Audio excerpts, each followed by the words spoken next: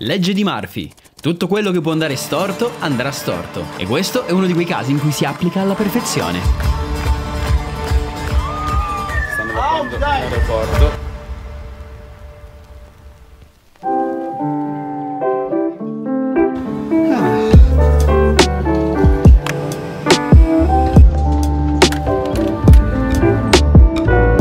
Finalmente scendiamo da sto aereo, adesso vi racconto un disastro.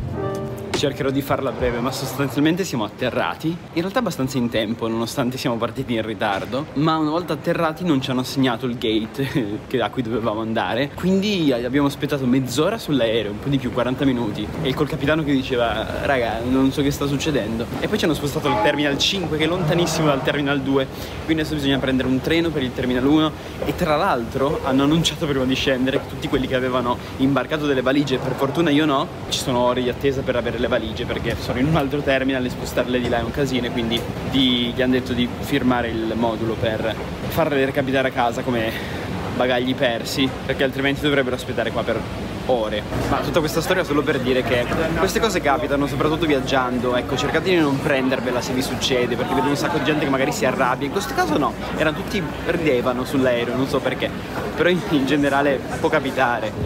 Ok, proseguiamo. Underground. Eccomi a Whitechapel. Non so se vi ricordate il mio amico Fabio, che era venuto a trovarmi in realtà a New York, e lui vive qua a Londra, e quindi sto andando a trovarlo e mi fermerò un pochino di tempo da lui. Salve. The next day. Mi mancava un po' Londra, devo dire. Non so se mi mancava invece il cielo grigio, però vivono insieme queste due cose a Londra. Lo dicevo prima Fabio, se non fosse per il tempo atmosferico probabilmente vivrei a Londra, perché poi tutto il resto è fichissimo, ma questo dettaglio... per buona colazione. Anche a te. Biciclettina, tra l'altro queste costano £2 e puoi usarle per mezz'ora e per tutta la giornata, cioè totale 24 ore, £2, bellissimo, cioè dovrebbe essere ovunque così. Brava Londra. Quindi ci siamo fatti un girettino esplorativo per Londra. La city che comincia da parte quei palazzi un po' più alti, un po' più moderna. E ovviamente ovunque ci sono street performer e artisti completamente matti. Per poi dirigerci al concerto di Ed Sheeran a Wembley. È gigantesco Wembley, 90.000 posti, ed è al centro, quindi 90.000 sono pieni, e in più al parterre, quindi una roba folle, 5 notti fa.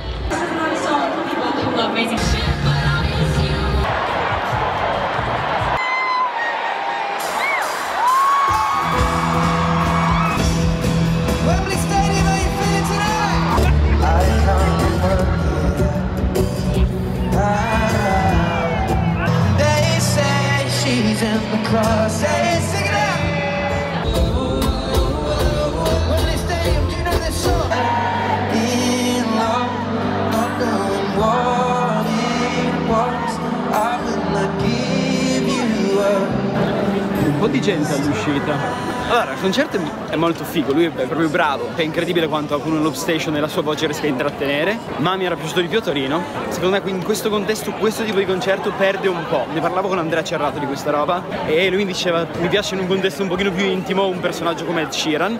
Non che non funzioni, perché è incredibile. Ok, si ritorna a Londra. Questo locale che è tematizzato come l'underground. Andiamo a esplorarlo. Ci sono anche gli annunci della metropolitana. So cool. A caso. Fichissimo. E il menù è tipo un giornale del 1946. C'è un pianoforte. Tutto super ben tematizzato. Mi è arrivato proprio Winston Churchill in persona. Non so neanche cosa ci sia dentro. È buono, sa di frutta. Comunque è veramente figo. Questa è la parte di bar e questo è il treno. Molto molto bello.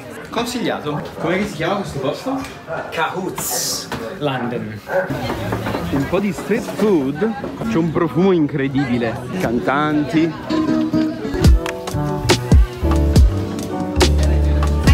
Vinili a volontà. Magari c'è anche qualche chicca poi in mezzo. Aspetta un attimo, ma c'è un... altro street food.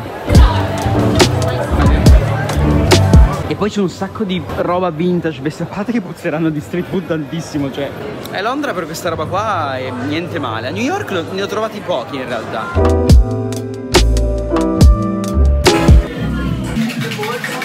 È arrivato il cocktail. Che spettacolo! Questo locale si chiama Mr. Fox e fanno tutti dei drink molto particolari. Il tema è una farmacia, quindi tutti i cocktail hanno un significato legato a una cura. Lo puoi vedere ogni sezione del menù. La cura è relativa al problema. Oh, it's very good. Sa di limone, di frutta, è molto agrumato. E tra l'altro questa è la mia ultima serata a Londra, nel senso che domani parto per questo road trip in giro per l'Inghilterra perché incontrerò Jack. Mi mancava questa città, poi d'estate quando c'è un bel clima è bellissima. Che dire, ci vediamo presto Londra. The next day. È ora di ripartire. È anche una bella giornata. È arrivato. Allora? Oh mio Dio. Ma è stranissimo, ti giuro che se vieni qua è stranissimo. Bellissimo. Sto male. The fun starts here. Comunque comincia questo nostro road trip con la prima tappa che è Diggerland, questo parco divertimenti tema ruspe, che è un meme gigantesco. E voi direte, vabbè, ce n'è uno a caso. No, ne hanno anche più di uno in Inghilterra e qualcuno in America. E letteralmente sono tutte ruspe e le attrazioni sono costruite sulle ruspe stesse. Quindi ora andiamo a girare il video che vedrete sul mio canale, sul canale di Jack, Ephraim's Adventure, il canale dei parchi. E ci vediamo quindi più tardi e continuiamo il nostro road trip, che abbiamo altre 3 ore e mezza di macchina verso Nottingham. Many tic tacs later. Diggerland è veramente incredibile. Sì, Diggerland pazzesco. Ora riprendiamo il nostro road trip. Ora speriamo di non restarci secchi. Ce la faremo? Lo scopriremo. Comunque in questa macchina niente ciminiere. Qua c'è il Dradford Crossing, che è questo attraversamento del ponte, costa £2,50 per attraversarlo e si paga online mettendo la targa della macchina entro la mezzanotte del giorno dopo, altrimenti vi arriva una multa. Waltham Abbey Church. Sono un sacco di chiese fichissime e noi siamo bloccati nel traffico da almeno un'ora. Quelle che dovevano essere semplicemente 2-3 ore di viaggio fino alla nostra meta si sono trasformate in ben 5-6 ore di viaggio perché c'era una coda infinita in cui siamo rimasti bloccati per ore. Forse si è sbloccata! Infatti il traffico ormai è dall'altro lato perché abbiamo superato Londra. Mancano solamente 2 ore e abbiamo semplicemente riempito lo spazio vuoto ascoltando palate di podcast. Per tutto il viaggio ci sono stati inconvenienti che però abbiamo trovato il modo di aggirare. Alla fine quando hai un problema trovi una soluzione al volo e prosegui. Abbiamo la stanza con i bambini di fianco. Il più lungo del letto, ti escono i piedi. No, c'è un ristorante indiano qua vicino, andiamo a vedere se ci forniscono del cibo. Start and stop. E fino qua. Ah cacchio, ma c'è da mettere il navigatore però. Cosa fai? Fast and Furious. Aspetta, parking no, drive. Allora, il discorso è che devi stare dall'altro lato. Mamma mia, sembri proprio un vero londinese. Prego, non si preoccupi. Ah, sì. Oddio, sei confuso. Sono molto confuso perché qua la macchina arriva dal contromano. Ok, perché anche loro non sanno guidare in realtà, al contrario. Abbiamo appena visto un quasi incidente. Soprattutto quando hai una reazione immediata ad una risposta di qualcosa che succede, l'istinto prende il sopravvento e l'istinto è abituato a fare altre cose e ad avere tutto il contrario. Quindi finché sei concentrato, sei organizzato, ok. Quando hai un momento di rischi di sbagliare, ti cambiano tutto. Ma poi sono strettissime queste strade, o sbaglio? Sì. Là. Ottimo lavoro. Parking questo, freno a mano che si mette da solo perché magia. Io amo la cucina indiana. Cibo indiano, questo è naan, è fresco tra l'altro, lo fanno proprio lì. Era buono? Molto. Buonanotte. Buonanotte. Ci vediamo domani. Buongiorno. Buongiorno. La vista com'è? C'è un camper davanti alla camera. Cosa c'è di più inglese di uova e fagioli rossi? Ok, si riparte.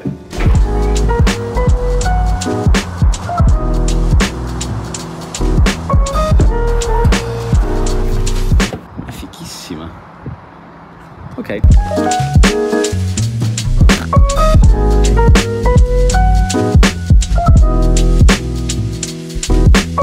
Arrivati e parcheggiati a Dalton Towers, il parco numero 1 in UK. Poi vedrete il video.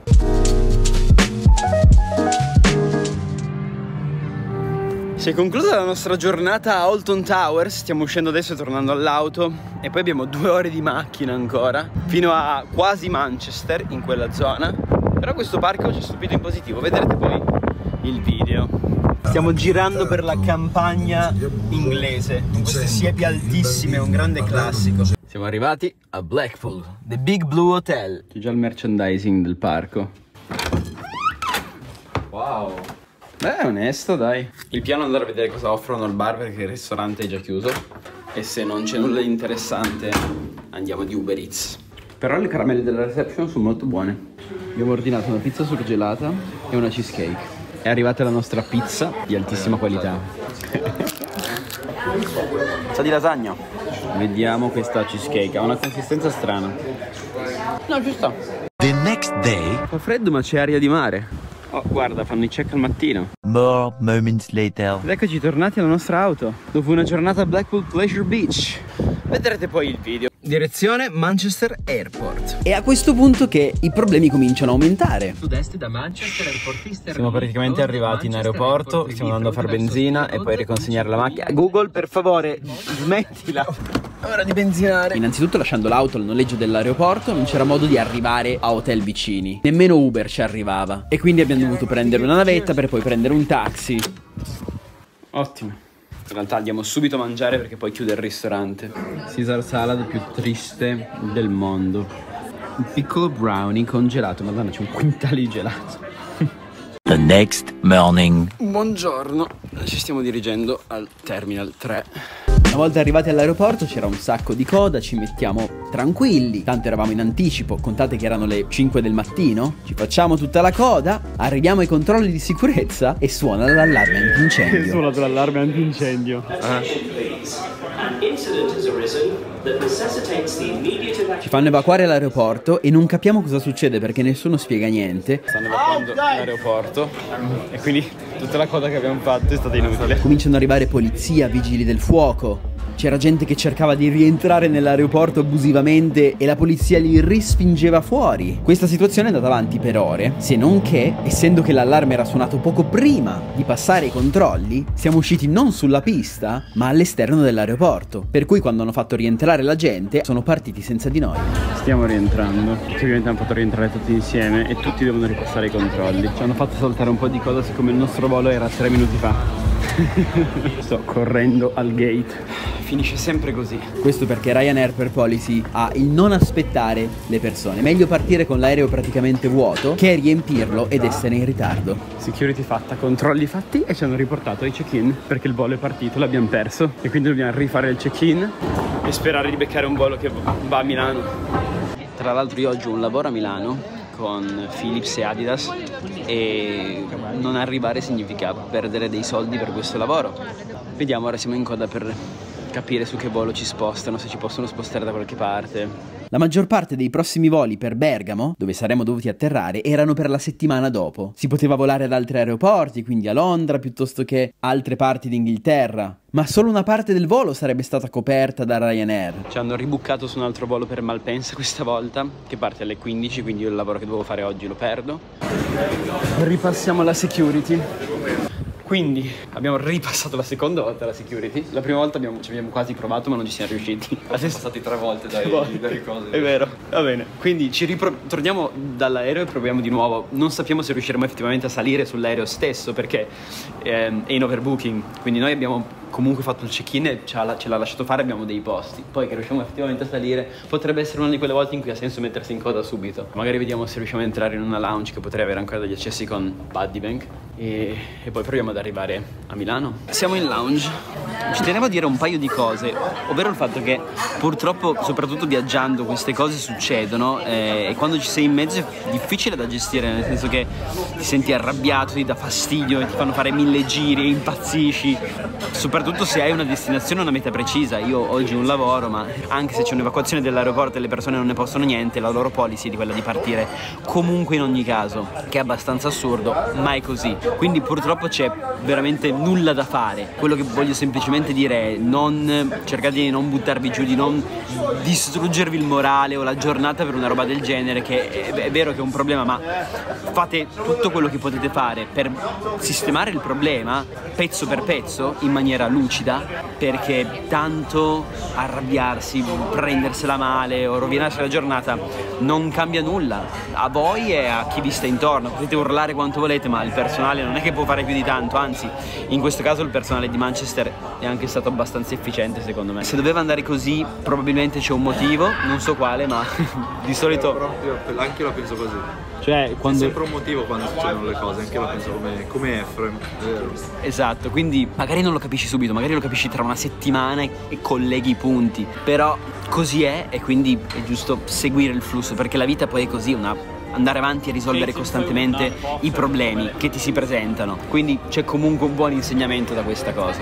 Bene, ora ci sfondiamo di cibo nella lounge e poi forse prendiamo un aereo, perché non siamo ancora sicuri tra l'altro, e se no resteremo qua a Manchester e faremo un giro a Manchester, che te devo dire. Va bene, gate 48, vediamo se finalmente riusciamo a prendere l'aereo o se restiamo qua a Manchester. Forse siamo riusciti a passare, vediamo, se non ci sbattono fuori dall'aereo ci siamo. Siamo effettivamente riusciti a salire sull'aereo, decollare e atterrare a Milano. Purtroppo Jack aveva la macchina a Bergamo e quindi ha ancora dovuto prendersi un taxi per tornare fino a Bergamo. E incubo è stato? Com'è andato l'evento, Philips? Bello, sì. Porca miseria. No, è pazzesco. È impossibile, altre 2 ore e mezza, quanto è stato? Pazzesco, mai capitata una roba del genere, incredibile. Ciao Jack, è stato un onore. Buona fortuna. Jack deve andare a Bergamo.